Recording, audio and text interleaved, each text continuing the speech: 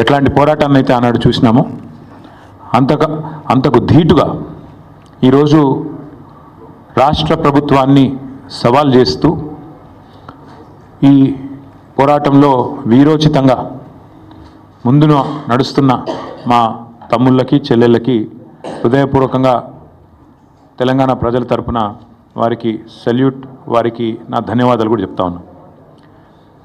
10 రోజులుగా ఇంత పెద్ద పోరాటం జరుగుతుంటే సహజంగా ప్రజాస్వామిక లక్షణాలున్న ప్రభుత్వం అయితే వారిని పిలవాలి, మాట్లాడాలి, వారి ఆందోళనలను విరమింపజేసే ఆలోచన చేయాలి. కనీసం వారితో పిలవకపోయినా కనీసం అక్కడికన్నా ప్రభుత్వ ప్రతినిధులను పంపి ఒక మంత్రి గారినో లేదా బాధ్యత గల వ్యక్తులను, అధికారులను పంపి వారికి కొంత వివరించి చెప్పే ప్రయత్నం చేయాలి. కానీ ఈ ప్రభుత్వ వైఖరి ఎట్లా ఉంది?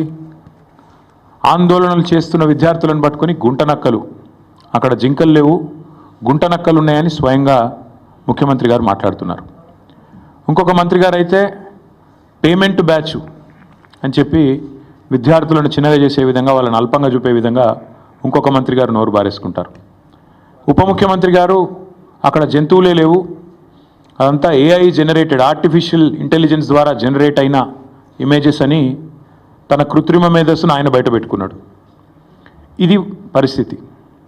మేము ప్రభుత్వానికి చెప్పేది ఏమంటే, ఇది దాయాదుల పోరు కాదు, ఆస్తి తగాదా అంతకంటే కాదు. భూమి నీదా నాదా అని కొట్టుకునేందుకు రేవంత్ రెడ్డి ఆ పిల్లలకు వేలు విడిచిన మేనమామనో బాబాయో తాతనో కాదు. రేవంత్ రెడ్డి ఈరోజు 4 కోట్ల మంది ప్రజలున్న ఈ రాష్ట్రానికి ముఖ్యమంత్రి. అంటే ఈ రాష్ట్రంలో 4 కోట్ల మంది కట్టే పన్నులతో జీతం తీసుకునే ఒక ప్రతినిధి. నిజంగా చెప్పాలంటే రూలింగ్ పార్టీ అని మా పెద్దలు కేసీఆర్ గారు ఎప్పుడు చెప్తుంటారు, రూలింగ్ పార్టీ కాదు సర్వింగ్ పార్టీ అని పిలవాలంటారు.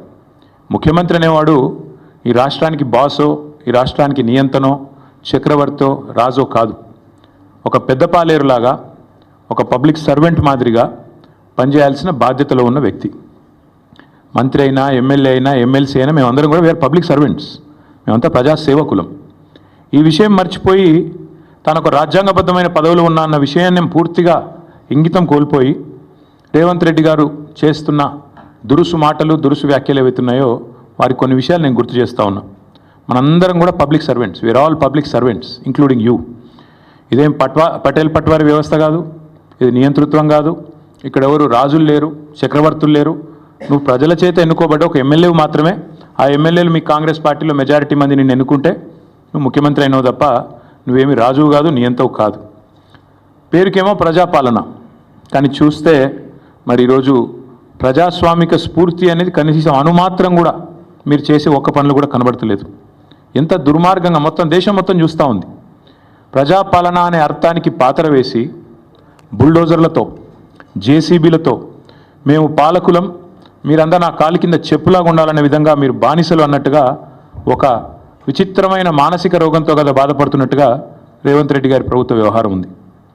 మాట్లాడితే గవర్నమెంట్ భూమి, అసలు గవర్నమెంట్ భూమి ఏంది? రోడ్లు, చెరువులు, గుట్టలు, రాళ్ళు, రప్పలు, నేను గవర్నమెంట్ కాబట్టి నేను ఇష్టం ఉన్నట్టు చేస్తా, నా భూమి.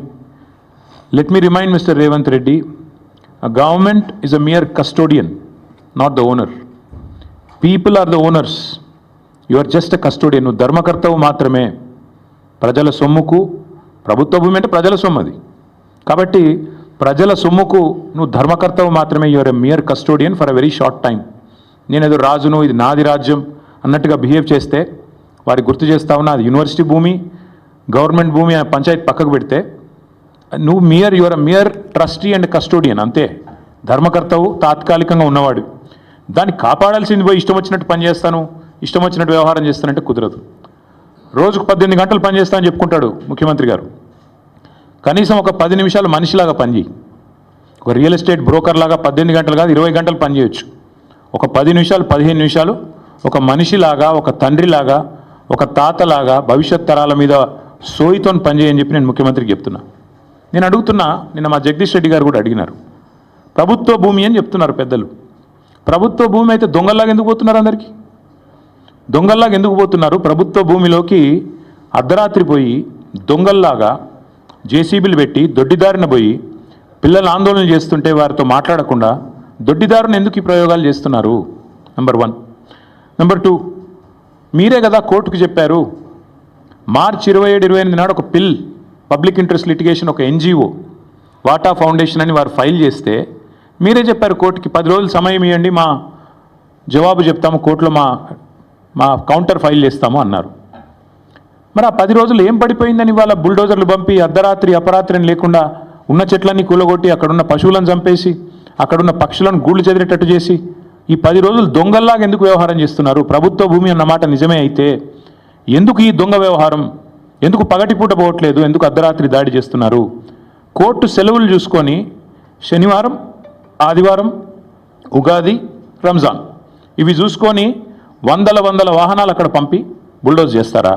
ఇదేనా ఒక ప్రజాస్వామ్యంలో ఒక నీతివంతమైన పరిపాలన అందించే వాళ్ళు, ప్రజాపాలన అని చెప్పుకునే వాళ్ళు చేయాల్సింది? దొంగదారిన పోవడమే కాకుండా పనికిమాలిన మాటలు మాట్లాడతారా? గుంట నక్కలు అని మాట్లాడతారు. ఎవరు గుంట నక్కలు? వాళ్ళ పిల్లలు చెప్తున్నారు, అవును మేము నక్కలమే కానీ నీలాగా పందికొక్కం కాదని చెప్తున్నారు. ముఖ్యమంత్రి గారికి అన్ని మాటలు పడాల్సిన అవసరం ఉందా? పిల్లలతో పిలిచి మాట్లాడొచ్చు కదా. అరే ఇంత దారుణంగా, ఇంత అన్యాయంగా హైకోర్టు ఎన్నిసార్లు తిట్టిందండి? ఈ హైడ్రాతోని వీకెండ్స్ పని చేసుకుంటా, శనివారాలు ఆదివారాలు పని చేసుకుంటా, కోర్టు సెలవు దినాల నాడు హైడ్రాతో మీరు కొడుతున్నారు పేదల ఇండ్లు, ఇంకోసారి పిచ్చి చేస్తే హైడ్రాను రద్దు చేసి పారిస్తాను కూడా హైకోర్టు చెప్పలేదా? అయినా మీకు బుద్ధి రాదా నీ ప్రభుత్వానికి? బుల్డోజర్లు ఎందుకు పోతున్నాయి ఆదివారాలు శనివారాలు ప్రజల మీదకి? అంటే ఎన్నిసార్లు కోర్టు చెప్పినా, హైకోర్టు చెప్పినా, సుప్రీంకోర్టు చెప్పినా నీకు బుద్ధి రాదా? ఇంగితం రాదా నీ ప్రభుత్వానికి?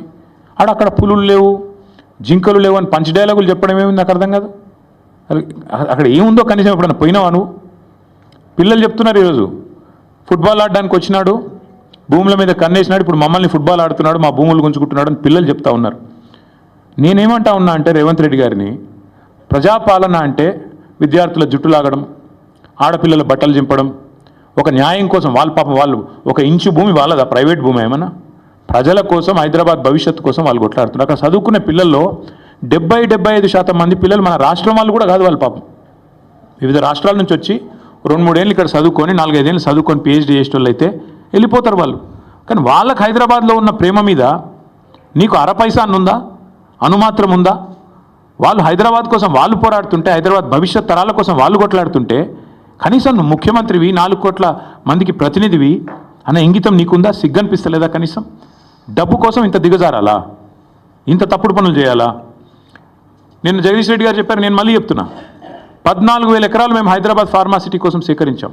మాకు కూడా ప్రతిఘటన ఎదురైంది, మాకు కూడా ఇబ్బందులు అయినాయి. ఒప్పించి మెప్పించి మొత్తానికి కోర్టు కూడా అన్ని సరైన వివరాలు సమర్పించి మేము ministry of environment forest clearance తెచ్చి అన్ని చేసి 14,000 ఎకరాలు హైదరాబాద్ ఫార్మాసిటీ అని చెప్పి ఒక గ్రీన్ ఫార్మాసిటీ కడతామని చెప్పి మేము సేకరించాం.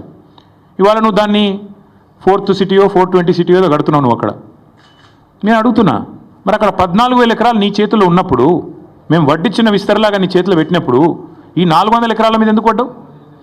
అక్కడ 14,000 ఎకరాల్లో కట్టచ్చు కదా. నువ్వు కట్టే IT పార్కులు, నువ్వు కట్టబోయే AI సిటీ, నువ్వు కట్టబోయే ఫ్యూచర్ సిటీ కోసం 14,000 ఎకరాలు పెట్టుకొని ఇక్కడ ప్రజెంట్ సిటీని ఎందుకు ఖరాబ్ చేస్తున్నావు?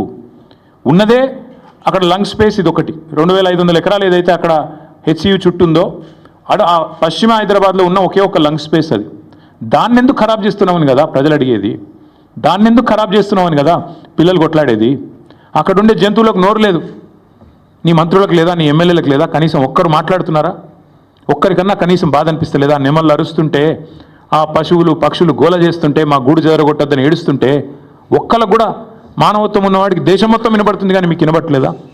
అందుకే నేను రేవంత్ రెడ్డి గారికి చెప్పేది, పిల్లలు అడుగుతున్నారాడా ఏ యూనివర్సిటీ హే రియల్ ఎస్టేట్ నహి అని చెప్పి నినాదాలు ఇస్తున్నారు. ఇక మళ్ళీ దాని మీద ప్రెస్ మీట్లు, ఇష్టం వచ్చినట్టు తిట్లు, మేము అవన్నీ చెప్పడానికి నేను రాలేదు. నేను ఇవాళ సూటిగా స్పష్టంగా ఒకటే విషయం చెప్తా ఉన్నా, మళ్ళీ మమ్మల్ని ఎవరు కూడా తప్పు పట్టవద్దని చెప్పి కూడా కోరుతా ఉన్నా. మేము మా పార్టీలో కూడా పెద్దలు కేసీఆర్ గారు నిన్న మొన్న మా పార్టీ సమావేశాలు జరుగుతూ ఉన్నాయి జిల్లాల వారీగా. అక్కడ కొంతమంది ముఖ్యుల్ని కేసీఆర్ గారు పిలిపించారు. హైదరాబాద్ సంబంధించి, రంగారెడ్డి జిల్లా సంబంధించి, రాష్ట్రానికి సంబంధించి ముఖ్యులను పిలిచారు. పిలిచి మరి ఇట్లా పిల్లలు ఆందోళన చేస్తున్నారు, మనం ఏం చేద్దాం, ఏం స్టాండ్ తీసుకుంటే బాగుంటుంది అని చెప్పి పార్టీలో కూడా కేసీఆర్ గారు చర్చించారు.